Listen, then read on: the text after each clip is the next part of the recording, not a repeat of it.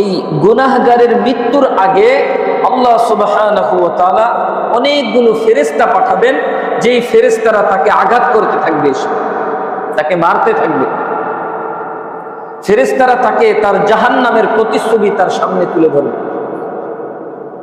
আর এই ব্যক্তির বুঝতে আর বাকি থাকবে না, হায় রে আমার রূহটা বের হওয়ার সাথে সাথে আমাকে ওই শাস্তির মধ্যে আমাকে চলে যেতে হবে। তখন তার আত্মার বের হতে চাবে না। যখন বের হতে চাবে না তখন এটাকে বের করা হবে। কারণ ফেরেশতা এমন এক জাতি যারা কখনো আল্লাহর হুকুমের বাইরে চলেন না। আল্লাহ সুবহানাহু ওয়া তাআলা সূরা তাহরীমের মধ্যে ইরশাদ করেন, আমার বান্দারা শুনো, ফেরেশতা হচ্ছে এমন এক জাতি ইয়াফআলুনা মা ইউমারুন, আল্লাহ তাদেরকে যা আদেশ করেন তারা তাই পরিপূর্ণ করে সম্পন্ন করে। প্রথম আয়াত ওয়ান্নাজিআতি গরকা, আল্লাহ বলছেন শপথ ওই সকল ফেরেশতার, নাজিআত যারা টেনে বের করবে, গরকা ডুব দিয়ে টেনে বের করবে, মানে শক্তি প্রয়োগ করে টেনে বের করবে। ডুব তো দেয় মানুষ পানিতে, কিন্তু আল্লাহ সুবহানাহু ওয়া তাআলা এই আত্মা বের করার সাথে ডুব দেওয়াটাকে কেন বললেন? ডুব দিয়ে যখন ডুবুরিরা কোনো কিছু উঠায় তখন তারা খুব শক্তি ব্যয় করে সেটাকে আনার চেষ্টা করে। তা যাই হোক মণিমুক্তা অথবা যাই হোক, অনেক শক্তি প্রয়োগ করে সেটাকে আনার চেষ্টা করে। আল্লাহ বলতেছেন পাপীদের, গুনাহগারদের আত্মাটাকে ফেরেশতারা যে বের করবে, এটা শুধু টেনে বের করবে না, বরং শক্তি প্রয়োগ করে টেনে বের করবে। এখন বলবেন হুজুর শক্তি প্রয়োগ করার দরকারটা কি? এটার প্রয়োজন হবে যখন এই গুনাহগারের আত্মা দেখবে যে মালাকুল মউত উপস্থিত হয়ে গেছেন, আত্মা বের হতে চাবে না। আমরা বলি না আজরাইল, আসলে আজরাইল এই শব্দটা কোরআনেও আসে নাই, মশহুর কোন হাদিসেও আসে নাই।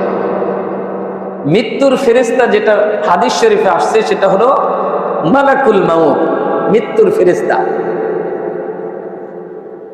আর জিবরিল এই নাম এসেছে, মিকাইল এটাও এসেছে, ইসরাফিল এটাও এসেছে, কিন্তু আজরাইল এটা আসে না। এখানে আসছে হাদিস শরীফে যেটা মালাকুল মউত, মৃত্যুর ফেরেশতা। এখন এই মৃত্যুর ফেরেশতারা টেনে শক্তি প্রয়োগ করে রূহটাকে বের করবে, কারণ এই রূহ বের হতে চাবে না। কেন বের হতে চাবে না? কারণ এই গুনাহগারের মৃত্যুর আগে আল্লাহ সুবহানাহু ওয়া তাআলা অনেকগুলো ফেরেশতা পাঠাবেন, যেই ফেরেশতারা তাকে আঘাত করতে থাকবে, তাকে মারতে থাকবে। ফেরেশতারা তাকে তার জাহান্নামের প্রতিচ্ছবি তার সামনে তুলে ধরবে। আর এই ব্যক্তির বুঝতে আর বাকি থাকবে না, হায় রে আমার রূহটা বের হওয়ার সাথে সাথে আমাকে ওই শাস্তির মধ্যে আমাকে চলে যেতে হবে। তখন তার আত্মার বের হতে চাবে না। যখন বের হতে চাবে না তখন এটাকে বের করা হবে। কারণ ফেরেশতা এমন এক জাতি যারা কখনো আল্লাহর হুকুমের বাইরে চলেন না। আল্লাহ সুবহানাহু ওয়া তাআলা সূরা তাহরীমের মধ্যে ইরশাদ করেন, আমার বান্দারা শুনো, ফেরেশতা হচ্ছে এমন এক জাতি ইয়াফআলুনা মা ইউমারুন, আল্লাহ তাদেরকে যা আদেশ করেন তারা তাই পরিপূর্ণ করে সম্পন্ন করে।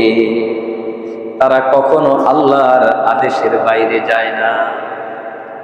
মানুষ উল্টা, আল্লাহ আদেশ করেছেন একটা, করে আরেকটা। আর ফেরেশতারা আল্লাহ বলতেছেন আল্লাহ যা আদেশ করেছেন তারা তাই পালন করে। এখন এই ফেরেশতাকে তো আল্লাহ পাঠিয়েছেন রূহ বের করার জন্য।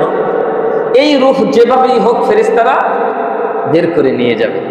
এটাই আল্লাহ প্রথম আয়াতে বলেছেন ওয়ান্নাজিআতি গরকা, ওই সকল ফেরেশতাদের কসম যারা ডুব দিয়ে অর্থাৎ শক্তি প্রয়োগ করে নাফরমানের আত্মাকে টেনে ছিনিয়ে নিবে, টেনে বের করে নিবে।